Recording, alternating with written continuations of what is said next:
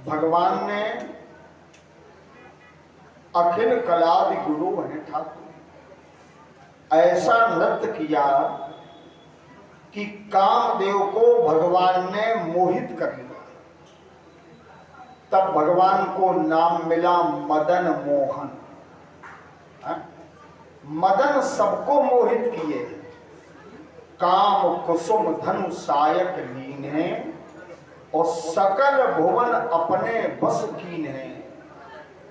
ऐसे कामदेव को ठाकुर जी ने मोहित कर लिया तो बड़े भाव के साथ बोलेंगे, बोलिए मदन मोहन भगवान की जय। इसके बाद भगवान ने निजाश्रित गोपियों को सुंदर उपदेश दिया,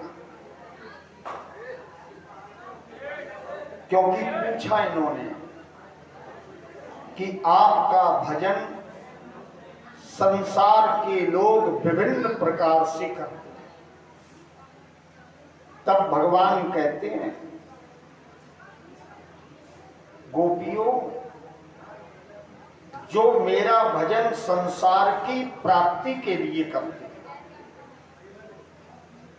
निश्चित ही वो मेरा भजन नहीं है, वो उनकी कामना की पूर्ति है और स्वार्थ सिद्धि के अतिरिक्त वो कुछ नहीं है। प्रेम से बोलो राधे। भजन तो करते हैं लेकिन बदले में संसार ही मांगते हैं। वो तो स्वार्थी भक्त हैं, स्वार्थ में आकर के भजन करते। इस क्रम को पूर्ण करते हुए भगवान ने गोपियों की बड़ी प्रशंसा की। भागवत जी के एक श्लोक में इस क्रम को बताया कि मेरा भजन निष्काम भाव से करना, उसमें किसी भी प्रकार का स्वार्थ ना हो। और मेरी प्रिय गोपियों, तुमने मेरी भक्ति उसी प्रकार की है जैसी बड़े बड़े योगी नहीं कर पाते। तो गोपियां बोली, सो कैसे? तो ठाकुर जी कहते हैं,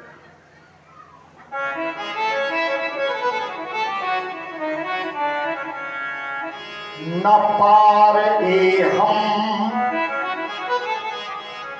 निर्बद्ध संयुजा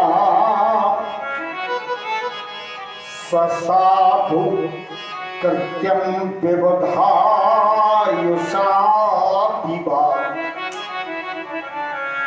ना पार हम।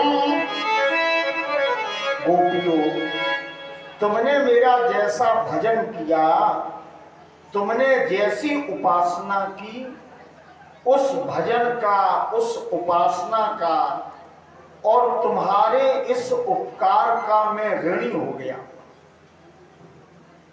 और मैं ये ऋण देवताओं की आयु के बराबर यदि मृत्युलोक में रह करके लीलाएं करूं तो भी तुम्हारे ऋण से मैं उऋण नहीं हो सकता।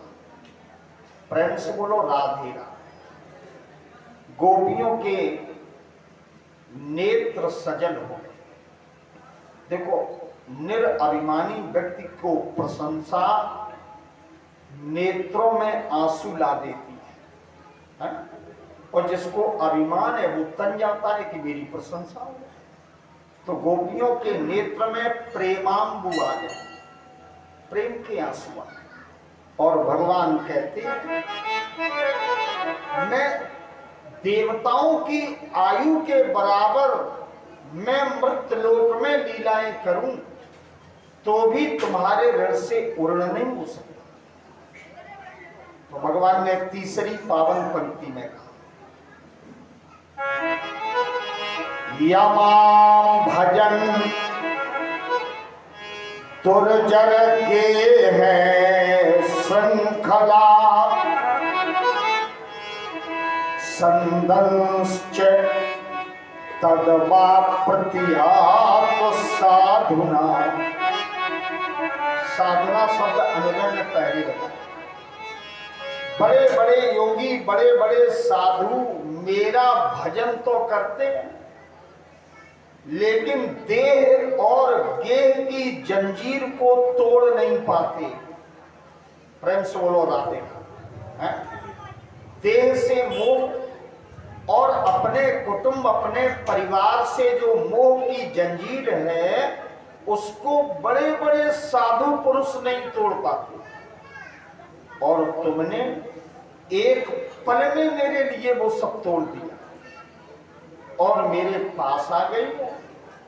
तुमने घर की, परिवार की, कुटुंब की, अपनी गेह की कोई चिंता नहीं की, लोकापवाद की कोई चिंता नहीं की, और तुम मेरे निकट आ गई हो। कामदेव को पराजित करने में गोपियों तुमने जो सहयोग किया हम उसके ऋणी हैं। देखो, कृष्ण कथा में आप ये सुन रहे, राम कथा में परमात्मा राघवेंद्र सरकार भी यही बात कहते हैं हनुमान जी से, सुन कपि तो उरिन मैना। जो भक्त भगवान के लिए तनिक भी समर्पित हो जाता है, भगवान ऐसे विशुद्ध जीव के ऋणी हो जाते हैं। प्रेम से बोलो राधे। इसके बाद परीक्षित जी ने और भी प्रश्न किए कि वे तो धर्म की स्थापना के लिए आए, उन्होंने पर स्त्रियों का दर्शन क्यों किया? तब सुखदेव जी ने समझाया कि भगवान में कोई दोष नहीं है,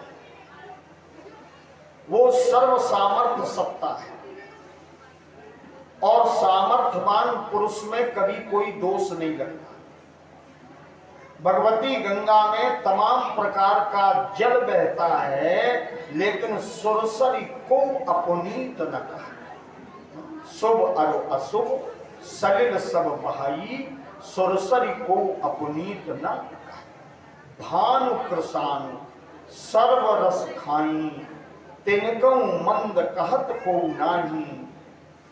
इसी प्रकार समर्थ को नहीं दोष हो सकता।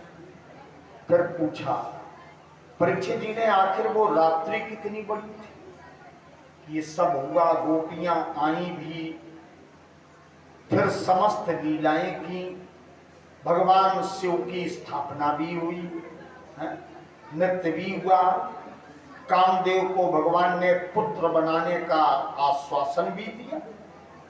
तो रात्रि आखिर कितनी बड़ी थी? तब सुखदेव जी ने एक श्लोक सुनाया, ब्रह्म रात्रम उपावर्ते वासुदेवान मोदिता।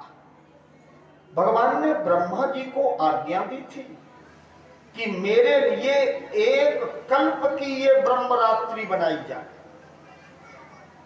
फिर परीक्षित जी ने पूछा कि महाराज एक बात और बता दो, ये लीला अनुकरणीय है कि नहीं, माने इसका कोई अनुकरण करे कि ना करे।